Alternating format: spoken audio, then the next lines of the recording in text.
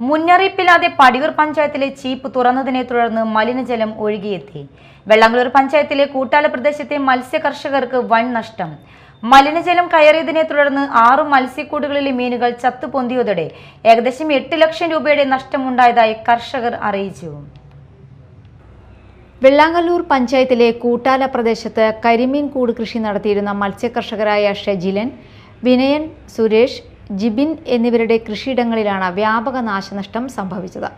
പടിയൂർ പഞ്ചായത്തിലെ ചീപ്പ് മുന്നറിയിപ്പില്ലാതെ തുറന്നതിനെ തുടർന്നാണ് മലിനജലം ഒഴുകിയെത്തി മത്സ്യക്കൂടുകളിലേക്ക് കയറിയതെന്ന് കർഷകർ ആരോപിക്കുന്നു.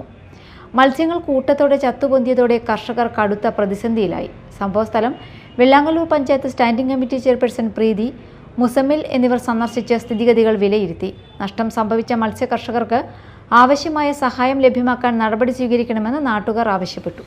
Media time, Vellangallur.